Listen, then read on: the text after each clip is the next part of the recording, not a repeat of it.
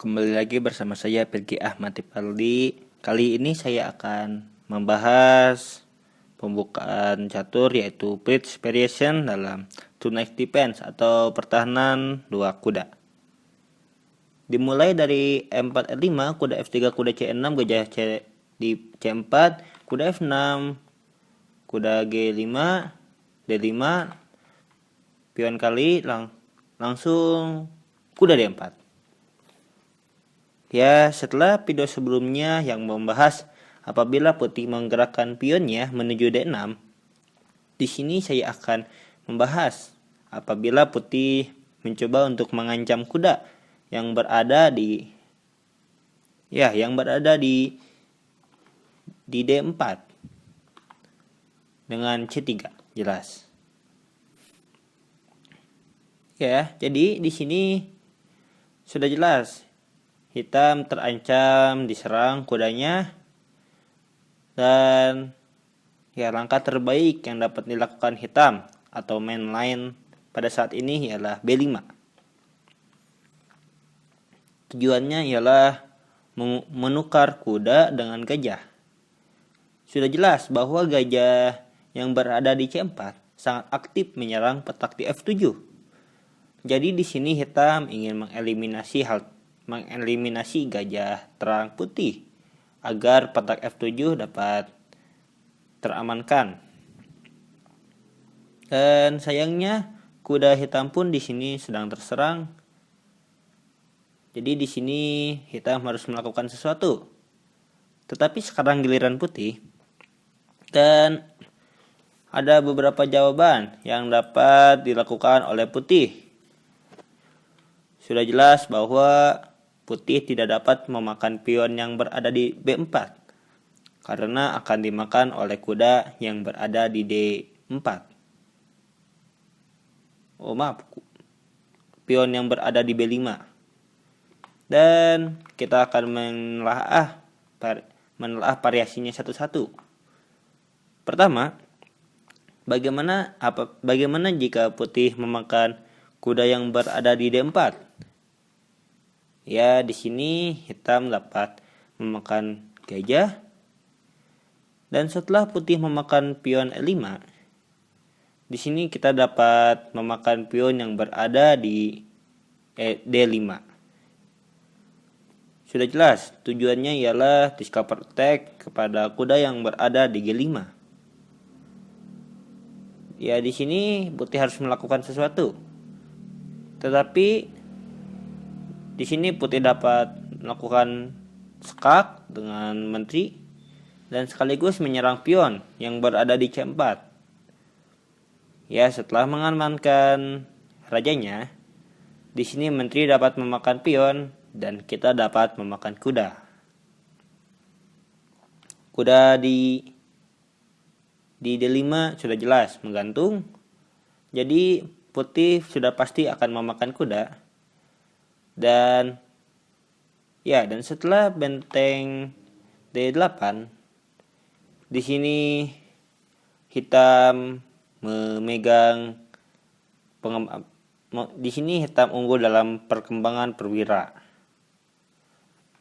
Yang pertama ialah keuntungan bagi hitam saat ini ialah di sini hitam sudah jelas memiliki gajah sepasang. Apalagi pada posisi seperti ini permainan bersifat terbuka atau banyak daerah-daerah kosong yang dapat dijadikan manuver bagi gajah. Dan sudah jelas itu akan sangat menguntungkan bagi hitam. Yang kedua, di sini hitam memiliki dua pion yang terisolasi. Kalian dapat melihat pion yang berada di A7 dan C7 terisolasi. Jadi di sini pion di sini akan dapat menjadi serangan yang akan dapat diserang dengan sangat mudah oleh putih. Makanya di sini hitam harus berhati-hati. Ya, dan kita dapat melihat putih perwira putih tidak berkembang dengan sangat baik. gajahnya terkurung, kudanya belum berkembang, dan bentengnya mojok. Jadi di sini putih tidak begitu baik dalam hal pengembangan perwira. Dan sebaliknya, di sini putih unggul 2 pion dan susunan pion putih cukup baik. Jadi walaupun ada keuntungannya, ada juga kerugian yang didapatkan oleh hitam pada posisi seperti ini. Tetapi apabila kita pintar-pintar mainnya, kita pasti dapat mengambil 2 pion tersebut. Kembali ke posisi sebelumnya. Sekarang, bagaimana jika gajah bergerak menuju B3? Ya, di sini putih mencoba menghindari serangan yang berada di B5. Dan ya, sudah jelas di sini kuda dapat memakan gajah. Dan setelah dimakan oleh menteri, ya kita dapat memakan pion yang berada di D5.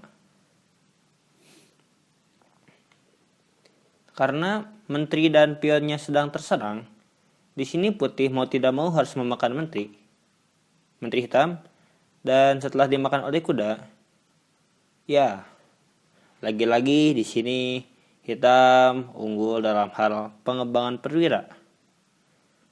Tidak seperti posisi sebelumnya, di sini hitam tidak memiliki kerugian apapun dalam hal pion atau dalam hal susunannya. Melainkan di sini hitam memiliki 2 gajah sepasang yang dapat ditempatkan di file yang terbuka. Dan putih sudah jelas perwira-perwiranya belum berkembang dengan baik, apalagi gajahnya yang perlu dikembangkan dulu pion yang menghalanginya. Jadi di sini putih harus ekstra hati-hati. Dan ya, sudah jelas posisi yang tadi lebih menguntungkan dari posisi sebelumnya. Jika kita mundur kembali, setelah pion makan D4 dan gajah B3, di sini putih juga dapat menggerakkan gajahnya menuju D3. Ya, sudah jelas. Di sini putih ingin menghindari ancaman yang berada pion yang berada di B5. Tetapi dengan putih dapat memaksakan, di sini hitam dapat memaksakan putih untuk menukar gajahnya atau ya saling memakan. Ya, setelah gajah F5, di sini putih memiliki 2 pilihan. Yang pertama ialah memakan gajah, yang kedua ialah memakan kuda. Sudah jelas, memakan kuda, memakan gajah di sini tidak begitu buruk, karena hitam dapat memakan gajah putih dengan kuda dan sekaligus mengamankan kudanya. Dan setelah rokade pendek, di sini hitam dapat memakan pion yang berada di D5 dan sekaligus menyerang kuda. Tetapi apabila putih tidak ingin kudanya terserang, di sini putih dapat menggerakkan pion D-nya terlebih dahulu atau D4. Idenya ialah melindungi kuda, tetapi di sini hitam dapat memakan pion di D5 dengan menteri. Idenya sudah jelas, menyerang petak di H2. Dan setelah rokade pendek, kita akan mengamankan pionnya. Seperti ini. Jadi di sini walaupun putih tidak rugi sekali, tidak rugi banget, tetapi di sini hitam memegang inisiatif, atau di sini hitam dapat mulai melakukan serangan dengan H3, menggerakkan gajahnya lalu rokade pendek, dan ya, hitam di sini diuntungkan walaupun hanya sedikit atau tidak begitu banyak. Dan selanjutnya,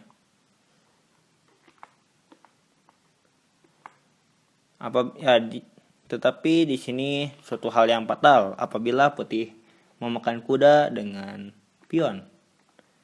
Setelah kita makan gajahnya, di sini putih dalam keadaan yang tidak begitu baik. Sudah jelas bahwa gajah yang berada di D3 memblokade rokade pendek putih. Jadi di sini putih tidak dapat rokade pendek. Dan ya, setelah memakan pion dan sekaligus menyerang kuda, di sini kuda dapat bergerak menuju D5 seperti biasa. Dan ajaibnya di sini kuda harus bergerak karena pion di D2 yang terhalang. Jadi di sini putih tidak dapat melindungi kuda dengan gajah.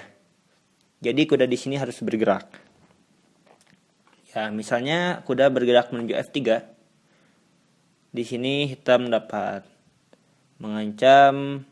Di sini hitam dapat menggerakkan kuda menuju B4. Sudah jelas dan sangat jelas. Di sini hitam ingin melakukan sekak benteng, dan sayangnya raja dan bentengnya tidak dapat bergerak.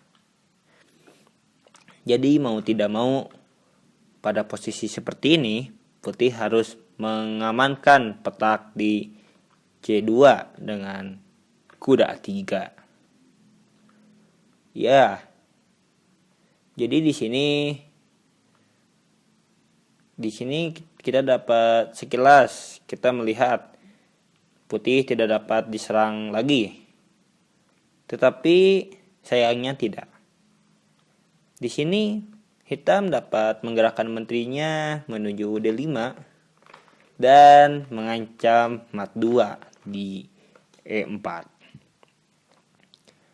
Sudah jelas, ini adalah satu ancaman yang sangat bahaya. Pada dasarnya, apabila putih mengabaikan ancaman dengan H3 misalnya, setelah skak, raja menteri E4 skak, di sini raja tidak dapat bergerak. Menteri harus melindungi dan skak mat. Iya. Sudah jelas, jadi ancaman di E4 ini sangat berbahaya. Lalu bagaimana jika di sini putih mengambil suatu ide dengan melindungi pion di E2? Ya, pada skakmat sebelumnya, di sini skakmat terjadi di menteri E2. Jadi di sini putih akan mencoba untuk melindungi petak F2, petak E2. Tetapi sayangnya caranya hanya 2. Sudah jelas, cara menghindari skakmat ialah menggerakkan kudanya menuju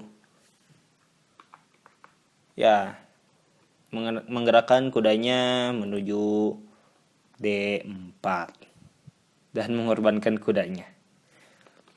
Dan itulah satu-satunya cara untuk menghindari skakmat.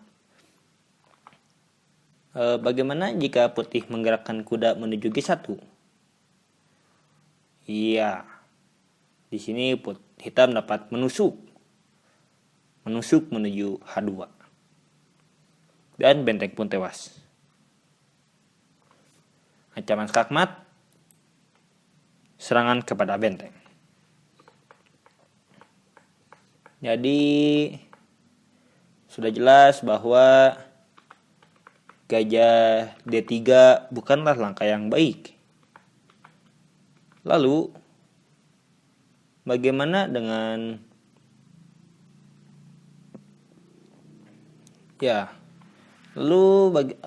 apakah langkah terbaik yang dapat dilakukan oleh putih saat ini? Sudah jelas. Di sini putih dapat menggerakkan gajahnya menuju F1. Oh, tunggu sebentar. Ada yang kelewat. Bagaimana jika putih menggerakkan gajahnya menuju E2?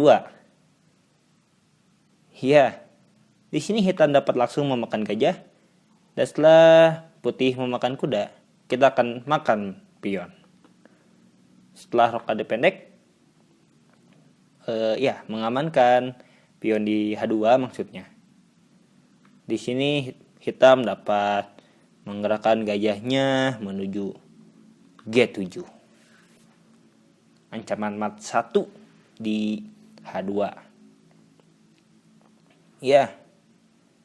Di sini putih harus dapat mengamankan petak di H2. Tetapi sayangnya caranya hanya 2. Yang pertama ialah menggerakkan menteri. Menggerakkan menteri menuju F3. Ya, dapat diserang dengan pion menuju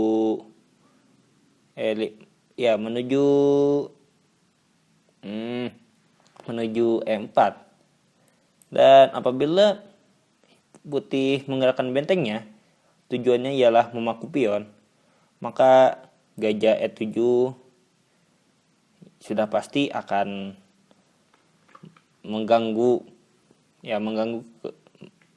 mengancam putih.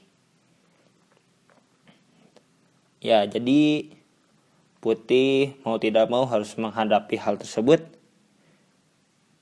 dengan ancaman pion yang berada di E5. Tetapi apabila putih tidak ingin repot menghadapi ancaman mat 1 di H2 nanti, di sini putih dapat menggerakkan pionnya menuju F3. Dan sayangnya, menggerakkan pion di F3 ialah melemahkan diagonal H1 A7. Dengan gajah C5 skak, raja bergerak, pion H6, kuda bergerak, dan rokade pendek. Ya, putih kelar. Maksudnya ialah sudah jelas ancaman mat 1 di H2 sudah teratasi. Tetapi di sisi lain di sini pion yang berada di F3 menjadi terpaku. Dan sudah jelas ancaman mat 1 ini akan sangat mengganggu sekali bagi putih nantinya. Apalagi jika putih ceroboh. Ya, maksudnya apabila putih ceroboh sedikit saja, di sini hitam dapat langsung menyelesaikan permainan. Kelar. Dan di sisi lain, perwira hitam sangat terkontrol dengan baik. Sedangkan perwira putih hanya kuda, benteng, dan menterinya saja yang sudah berkembang. Gajah di sini harus berkembang, tetapi di sini putih harus menggerakkan pionnya terlebih dahulu. Dan setelah menggerakkan gajah, lalu putih menggerakkan kuda. Jadi di sini putih membutuhkan beberapa gerakan lagi untuk menyempurnakan pengembangan perwiranya. Belum nantinya hitam akan memulai serangan dengan bertubi-tubi. Ya, jadi di sini hitam sangat mengontrol permainan. Hitam unggul. Ya, itulah kekejaman dari bridge variation. Tetapi walaupun bridge variation sangat kejam, tetapi setelah menggerakkan gajahnya menuju F1, di sini hitamlah yang akan kelar. Mengapa? Karena kudanya di sini sedang terancam. Dan sayangnya di sini pion hitam pun sedang terancam. Jadi di sini hitam serba terancam. Dengan gerakan mundur seperti F1, gerakan yang terlihat sangat cuma-cuma, di sini hitam terancam dengan sangat hebatnya. Ya, di sini hitam dapat memberontak atau melanjutkan main line dengan kuda kali E5, kuda kali D5, mengancam kuda, dan setelah kuda kali F7, di sini hitam dapat memakan kuda. Setelah memakan, di sini hitam sangat dirugikan. Lalu kita mundur kembali. Ya. Tidak ada jalan yang baik bagi kuda untuk bergerak. Jadi satu-satunya jalan ialah memakan pion. Dan di sini putih dapat memakan pion yang berada di D4 dan mengancam B4, mengancam pion di B5. Setelah kita makan, lalu putih pun dapat memakan pion dan skak. Raja harus bergerak dan hitam pun tidak dapat rokade pendek. Jadi bridge variation. Jadi apabila putih bermain dengan sangat baik, apabila putih bermain dengan sangat baik, di sini hitam tidak akan memiliki harapan yang sangat bagus untuk memenangkan permainan. Ya, di sini walaupun putih diuntungkan dengan pengembangan perwira, tetapi apabila rajanya tidak aman, ya di sini walaupun hitam melakukan kecerobohan sedikit, sudah pasti hal itu akan berakibat sangat fatal. Itulah main line-nya. Dan setelah skak, hindar. Sebenarnya main line-nya ialah gajah F1, kuda makan, lalu kuda kali F7 skak, kuda kali F7 mengancam seter dan benteng. Setelah makan, berniat untuk melakukan skak, dan setelah skak lindungi dan skak. Jadi secara main line di sini hitam kelar, tetapi secara variasi satu jebakannya di sini hitam memilikinya. Dan karena itulah bridge variation bukan main line dari two knight defense atau pertahanan dua kuda. Jadi apabila putih bermain dengan sangat baik menghadapi bridge variation, maka di sini hitamlah yang akan sangat dirugikan. Makanya bridge variation tidak begitu dikenal dalam permainan yang cukup serius. Ya, seperti permainan turnamen antar GM misalnya. Jadi ya sekian bridge variation. Mohon maaf bila ada kesalahan di scriptnya dan sampai jumpa.